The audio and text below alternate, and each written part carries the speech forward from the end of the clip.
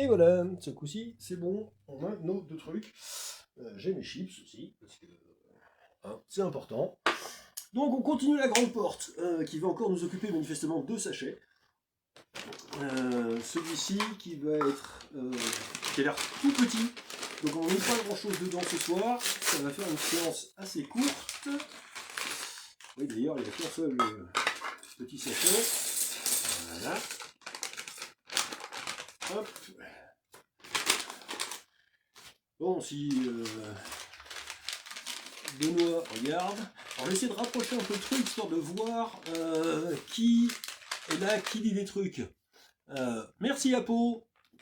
Et, donc là, j'arrive globalement à lire quand vous faites des commentaires. Voilà. Parce que jusque là, c'était mort. Donc on continue dans la ville blanche, voilà, manifestement. Et voici donc de quoi attaquer. Je vais allumer les lumières, toutes mes excuses.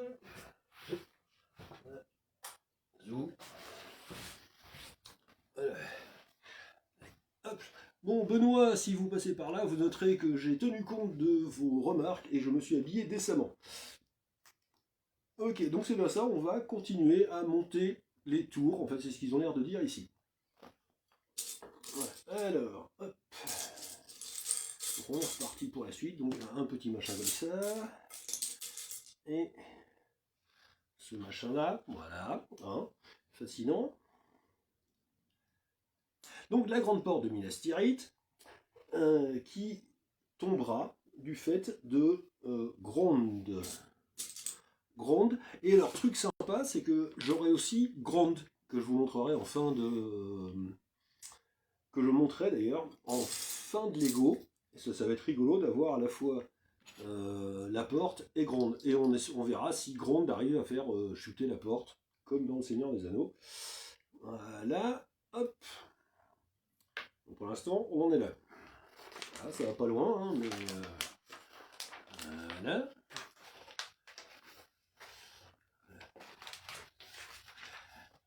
Donc n'hésitez pas, hein, parce que pendant ce temps-là, je peux taper la discute. Globalement, quand je suis pas trop concentré à chercher des machins, n'hésitez pas, si vous avez des questions sur Tolkien, le Seigneur des Anneaux, ou les parties les plus anciennes, n'hésitez pas, hein, comme j'aime bien le truc, j'ai un petit peu de... Oui d'accord, donc là c'est que ça. En fait. Okay, donc là, voilà. Dans les trucs qui m'ont agacé dans le Seigneur des Anneaux. Bon, agacé, un petit peu, hein, parce que je l'ai quand même vu 20 fois donc, en version longue. Sinon, si on cumule les versions longues et courtes, je l'ai vu 20 fois. Bon, c'est que donc globalement j'aime bien le machin. Hein. Néanmoins, il y a des petits trucs qui m'ont un tout petit poil agacé. Alors, attristé, par exemple, le fait que l'on ne voit pas Tom Bombadil. Donc on continue à monter le bazar. Mais je peux comprendre. Parce que Peter Jackson expliquait qu'en fait il n'arrivait pas à conceptualiser comment rendre Tom Bombadil, qui est très très poétique, dans l'ambiance générale du film. Ça, ok. Soit. Mais, dans les trucs qui sont un tantinet agaçants, hein, on a par exemple la personne de Aragorn. Voilà. Cheers. Hein. Donc alors, ce soir, nous accompagnons ce truc par un Airstone. Airstone, c'est un single malt écossais des Lowlands. Donc c'est le sud de l'Écosse. Très équilibré, c'est le 10 ans Sea Cask.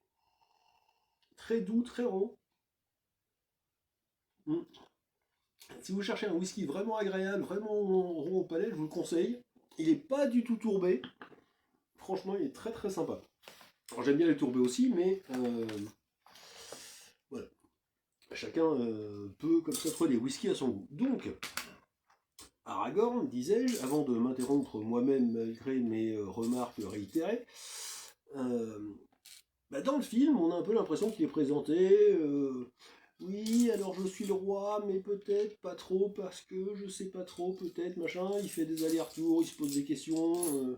Non, les questions, il se les a peut-être posées 80 ans plus tôt, mais au moment du film, en fait, il se pose plus de questions du tout. hein, au moment du film, il est le roi, il le sait, il n'a aucun doute à ce sujet. Et voilà, donc je sais pas où Peter Jackson est allé chercher cette histoire de gros doute d'Aragorn, parce que ça, c'est de la couille, en fait. Peut-être qu'il a voulu mettre, il s'est dit, ouais, je vais mettre un suspense, tout ça. Je ne sais pas où il a trouvé un suspense là-dedans, quoi. Enfin bon. 1, 2, 3, 4, 5, 6, 7, 8, 9 et 10. D'ailleurs, pareil, toujours sur Aragorn, quand Aragorn va dans le passage sous la montagne pour récupérer l'armée des morts, bon, on a l'impression qu'il emporte l'armée des morts parce qu'il a la plus grosse épée. Mais en fait, pas du tout. Il emporte l'armée des morts parce qu'il est le roi. Point barre. C'est tout, il est le roi, de droit divin. L'armée des morts le sait, et c'est pour ça qu'elle le suit, pas parce qu'il a la plus grosse épée, machin. Voilà, ça c'est absolument idiot comme truc. Alors peut-être que Peter Jackson comprend pas trop le principe du roi de droit divin. Après tout, on peut pas lui reprocher, hein, mais voilà, ça m'a un peu agacé. Aussi, pareil, quand il rencontre la bouche de Sauron, donc devant la porte noire à la toute fin du film, donc la bouche de Sauron, aussi dégoûtante soit-elle, est un émissaire. Bon, mais on ne bute pas un émissaire, même si on en a très envie. Et en particulier, le roi absolument parfait qui est en train d'arriver ne bute pas un émissaire. Jamais. Vous voyez, c'est pas du tout possible. Donc quand Aragorn fait ce que le commun aurait peut-être voulu faire, et bien ça, ce n'est pas un comportement de roi. Voilà. Donc ça m'a agacé. Voilà, donc on continue à mettre... Voilà.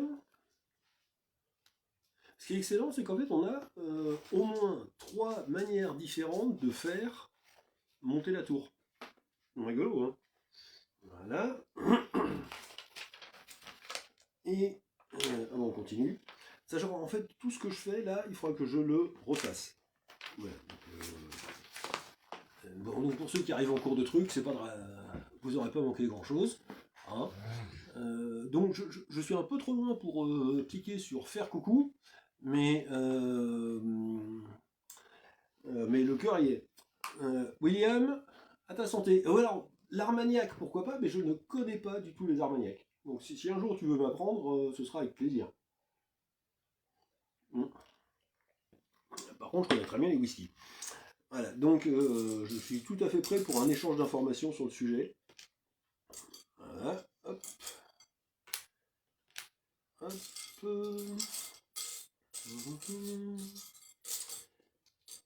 Donc voilà, ça fait partie des petites choses. Autre chose qui m'a un petit peu, même totalement agacé chez Peter Jackson, c'est que... Ah oui, en fait, il faut que je double le truc, en fait. D'accord. Là, il m'en faut. Voilà.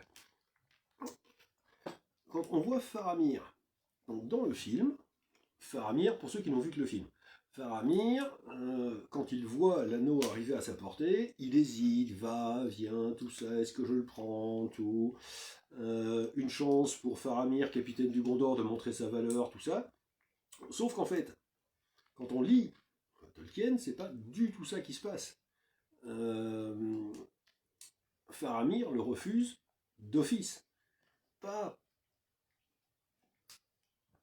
parce que Sam lui raconte une histoire, il lui dit que son frère est mort à cause de ça. Non, il le refuse parce que je pense que dans l'esprit de Tolkien, Faramir était un saint homme. Voilà. Alors, pas un saint, mais quelqu'un qui... oui, un saint homme, en fait, tout simplement. Et c'est pour ça qu'il le refuse. D'entrée de jeu. Voilà, donc ça fait partie des choses qui m'agacent. Autre chose qui m'agace... Enfin, non, ça m'agace pas, mais... Je pense que c'est un manque. Un peu tristoun. Attendez, 1, 2, 3, 4, 5... 6, 7, 8... c'est que dans le... pour ceux qui n'ont vu que le film, et en fait, vous ne pouvez pas savoir que Sam est un porteur de l'anneau. Au même titre que Frodon ou que Sméagol. Donc Sam, au moment où Frodon se fait attaquer par l'araignée, je ne sais pas si ça vous dit quelque chose, Sam, l'espace d'un instant, le croit mort, avant de se rendre compte que c'est pas vrai, et récupère l'anneau pour poursuivre la quête à sa place. Cet anneau, donc ça on le voit. Mais ce qu'on ne voit pas, c'est que cet anneau, en fait, il va l'utiliser. Il va l'utiliser pour arriver à suivre les orques jusque dans la tour. Ce qui fait de Sam le seul porteur de l'anneau qui renonce volontairement à l'anneau. Et c'était très important pour Tolkien, en fait, qui souhaitait montrer par là qu'un cœur simple peut réussir là où les héros, en fait, où les gens beaucoup plus élevés ne réussissent pas. Et donc là, on a continué à monter la tour. Donc j'imagine que ça va se clamper comme ça. Voilà. Voilà, donc, ok, ben on est reparti à zéro. Hop, pour faire le deuxième comme celui-là. C'est de retour. Donc ça, j'avoue que ça m'a un peu attristé. Autre chose que je trouve un peu triste dans la version Peter Jackson, c'est qu'on ne voit pas la libération de la comté. Donc si vous arrivez, pour ceux qui n'ont vu que le film, les hobbits reviennent à la comté. Attendez, je me prends 2 secondes. Donc reviennent à la comté, qui est calme, tout se passe bien, ils se sont rendus compte de rien, alors qu'en fait, pas du tout. Pas du tout, du tout, du tout, du tout. Saruman, chez Tolkien, n'est pas tué en haut d'Orthanc, il est laissé prisonnier à Orthanc, à la garde des Ents. Ents qui vont se laisser séduire par la parole de Saruman, qui a peut-être perdu son rôle de sorcier blanc, mais qui n'en reste pas moins quelqu'un d'extrêmement puissant, et il va persuader Fangorn de le laisser partir. Et une fois qu'il est parti, il va remonter jusque dans la comté, qu'il va conquérir avec l'aide de ses derniers orques ou Uruk-hai, si bien que quand les hobbits reviennent, en fait, ils doivent se battre pour récupérer la comté, qui n'est pas du tout pacifiée. En fait, pour ceux qui ont vu la version longue, on aperçoit ce qui se passe dans le bouquin dans le miroir de Galadriel. Et dans le livre, ça se passe pas seulement dans le miroir de Galadriel, ça se passe en fait dans la réalité. Enfin, la réalité de l'histoire, bien sûr. Et du coup, nos héros, donc Frodon, Sam, Merry et Pipin, doivent, quand ils arrivent, combattre littéralement le mal et libérer la comté de ses envahisseurs. Et ça, c'est une chose qu'on ne voit pas du tout. Alors que pour Tolkien, et il l'a écrit dans certaines de ses lettres, je vous conseille d'ailleurs à l'occasion de lire ses lettres, tout à fait passionnant, cette partie était très importante. Elle était très importante parce que ça montre qu'une fois que les héros sont partis, les héros c'est tous les grands, hein, c'est Boromir, Faramir, Aragorn, tout cela, les elfes, tout, et bien nous, les pauvres humains, il faut aussi qu'on se batte pour ce qui est important pour nous. Et comme Tolkien a expliqué par ailleurs, en fait, nous, les humains, d'aujourd'hui, on est représentés dans Le Seigneur des Anneaux par les hobbits. En fait, nous sommes les hobbits. 2, 4, 6, 8, 10. Voilà. Et donc, évidemment, c'est quand même assez tristoun, même plus que ça, en fait, de se rendre compte que Peter Jackson est passé totalement à côté de ça, juste parce qu'il a eu peur de rajouter une demi-heure au film. Alors que franchement, on n'était pas une demi-heure près, le machin en version longue, il fait 4h30 déjà. Donc, passer de 4h30 à 5h, honnêtement, je pense que ça n'aurait dérangé personne. Hein. Je sais pas ce que vous en pensez, vous. Attends, il y a quelqu'un qui me dit coucou monsieur, là, mais je sais pas qui c'est. Bonsoir Benoît, vous aurez remarqué que j'ai tenu compte de vos remarques et me suis habillé décemment ce soir. Voilà. Bon, il fait un peu chaud pour la veste, donc je suis resté en chemise. Mais vous aurez noté que je tiens compte de ce que vous racontez, vous voyez. Bon, alors, hop. Alors, qu'est-ce qu'il y avait d'autre? Oui, alors sinon, on a des petites différences, mais là, pas forcément très graves. Euh, les, L'armée des ombres n'arrive jamais, jamais, dans le champ du Pélénor, contrairement à ce qui est montré dans le film. Alors, la séquence dans le film est absolument géniale, hein. Mais en fait, l'armée des ombres permet de battre les pirates, et ce sont en fait des gens du Gondor qui montent dans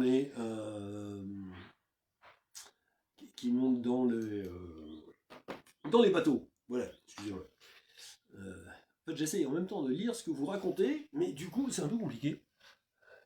C'est-à-dire, je vous ai appris quelque chose. N'est-ce pas, Benoît? Oui, eh ben écoute, je descendrai en Vendée. Ouais. Oui, la référence à Simon sur le chemin de la Croix est tout à fait exacte. Merci William d'apporter la pierre à l'édifice. Voilà. Ouais, alors, de temps en temps, je monte ça, je me concentre un peu sur le montage quand même. Voilà. Qu'est-ce qu'on rate d'autre dans le Seigneur des Anneaux? Oui, alors si, il y a quand même quelque chose, et ça c'est vraiment tristoun, parce que je pense que la scène aurait été pas mal. Au moment où, entre l'arrivée de Gandalf et Peregrine Took à Minas Tirith et le début de la bataille, il y a toutes les troupes de renfort qui arrivent, et on se rend compte qu'en fait, le Gondor est, chez Tolkien en tous les cas, conçu de manière assez féodale. Et vous voyez toutes ces troupes qui arrivent aux armes des grands seigneurs, avec chaque grand seigneur qui déboule. Et ça, j'avoue que j'aurais bien aimé voir ces grands seigneurs. Alors évidemment, c'est un peu plus compliqué parce qu'ils n'ont pas tous le même uniforme, ils n'ont pas tous la même couleur, ça aurait fait un peu plus de taf. Mais j'avoue que ça aurait quand même été beau à voir et intéressant de voir le côté féodal de la chose.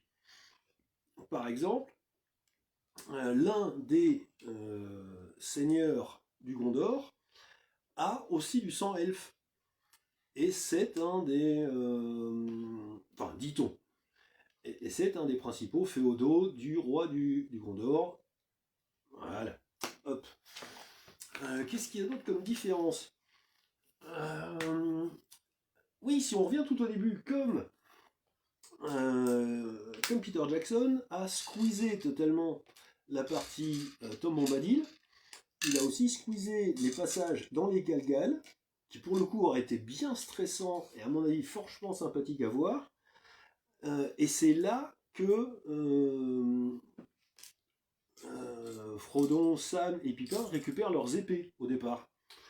Donc je pense que ça a dû être un crève-cœur pour Peter Jackson de ne pas filmer ça, vu qu'il était quand même dans le film d'horreur avant de passer là-dessus. Et là, à mon avis, il aurait pu s'amuser un peu. Mais bon, finalement, bon, le passage à Bray est quand même assez sympa, donc ça va. D'ailleurs, avez-vous remarqué les différentes apparitions de Peter Jackson dans le film? Voilà, n'hésitez pas, il est dans chacun des 3 films. Donc si vous ne l'avez pas vu, n'hésitez pas à aller revoir les films. Et bon, quand on sait, on ne peut pas le rater, hein. Franchement, ça fait partie des easter eggs assez, assez intéressants. Voilà. Hop. Bon, sinon, il y a des personnages qui sont là, mais qui passent un peu inaperçus. Là, vous avez Gilles Galahad, qui était le grand patron des elfes. Alors, attendez, hop, je le mets dans le bon sens. C'était le dernier grand roi des Noldor à l'est de la Terre du Milieu. Voilà, donc j'ai mes deux bouts de tour. Voilà, donc on le voit un petit peu au tout début dans l'intro. C'est lui qui reçoit un des 3 anneaux. On voit Galadriel qu'on revoit après. On voit Gilles Galad et on le revoit un tout petit peu dans la guerre qui est évoquée au pied. Pardon, je me concentre un instant hein, parce que. Ah oui, ok, il faut que je ressorte. Voilà. Au pied de la montagne du destin. mais finalement pas énormément. Voilà, donc ça on peut toujours le regretter un petit poil. Voilà. Ah non, en fait c'est dans le... Qu'est-ce que c'est que ces bins là? Là j'ai un problème. Je vais avoir fait couille dans le pâté à un moment. Ah oui, non, ça va, ok. J'ai rien dit, c'est bon. C'est bon, c'est bon, c'est bon, c'est bon. Voilà, ok. Ah non, ça va bien être mis en retrait. Ok. Je ne comprenais plus. Voilà, donc on monte. Voilà. Vous voyez, on a monté, mais il y avait un truc que j'avais pas capté. Voilà, donc Gil-galad qui passe totalement au travers du truc. Qu'est-ce qui est Círdan? Círdan qui était le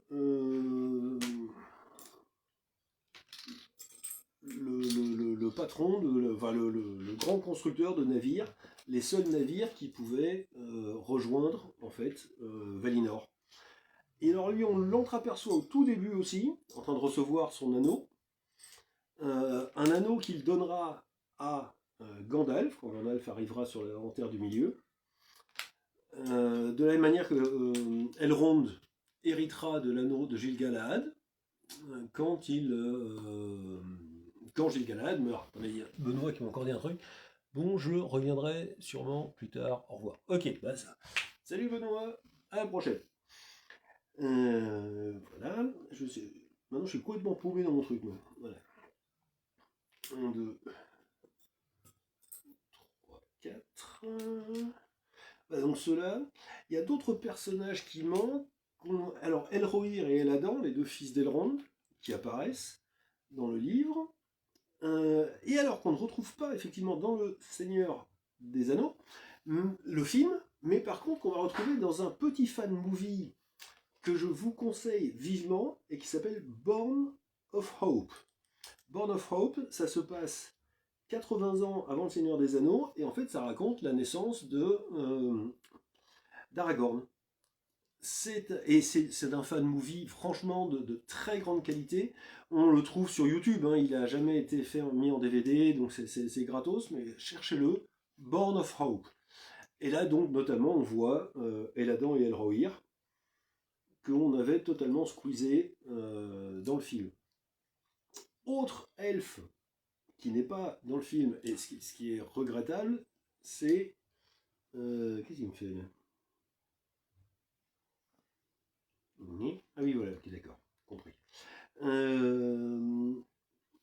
Ça y est, j'ai un trou. Glorfindel. Glorfindel qui est l'un des tout grands elfes. Il est remplacé, donc dans le livre, en fait, c'est lui qui va chercher Frodon quand il est blessé, après avoir été blessé par la lame de Morgul. Voilà, et donc c'est lui qui galope, etc., etc. Et on le revoit de nouveau à la fin. Il est avec Eladan et Elrohir quand ils apportent l'épée à Aragorn. Parce qu'en fait, c'est eux qui font ça et pas la douce d'Aragorn. Voilà, aussi petite différence. Voilà. Alors, je sais pas pourquoi ils me font ça là. Voilà, hop. J'ai l'impression que le sommet des tours est amovible en fait.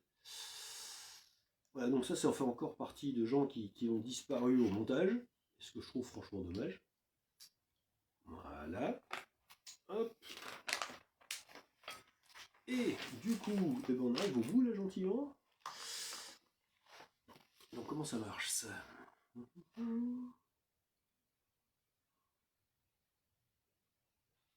Sauf que, est-ce que j'ai raté un épisode moi? Parce que là j'ai des trous. Ah bah oui, ok, non c'est bon, j'avais raté un épisode. Voilà. Bon, c'était pas normal d'avoir des trous. Ouais, je n'ai plus de trous. Hop, et donc ça va se mettre comme ceci. Et effectivement, ça tient pas du tout. D'accord, c'est là pour le principe. Voilà, hop. Voilà. Voilà. Et sur le côté, ah, ça va peut-être être tenu grâce à ça, un peu. Non, donc en fait, on peut retirer les sommets des tours comme ça. D'accord. Ok. On va éviter de mettre le Lego à l'envers. Hein. Voilà, donc Glorfindel, je pense qu'il y a pas mal d'amateurs de Tolkien qui ont regretté de ne pas le voir. Il était déjà apparu, Glorfindel, pour vous dire à quel point il est ancien, au moment de la chute de Gondolin, qui est une des histoires du premier âge du soleil. Donc pour vous dire à quel point ça remonte. Et il était aussi allé combattre au moment de la chute du royaume, la chute du roi sorcier d'Angmar. Voilà, et bien donc fin du sachet numéro 3. Ça aurait été une séance un peu courte aujourd'hui. Demain, on attaque la suite avec le sachet numéro 4 qui est, je pense, la porte elle-même et les 2 premiers personnages aussi. Voilà, donc, fin du sachet numéro 3, vous voyez, on commence à arriver à voir un truc pas mal. Je tiens les trucs, voilà. Donc la grande porte de Minas Tirith qui commence à prendre forme. Allez, salut à tous et je vous dis à demain. Ciao. Voilà, si j'y arrive. Voilà, terminé. Et ici, je ne sais pas où on termine par contre. Donc, et ici, on termine ici.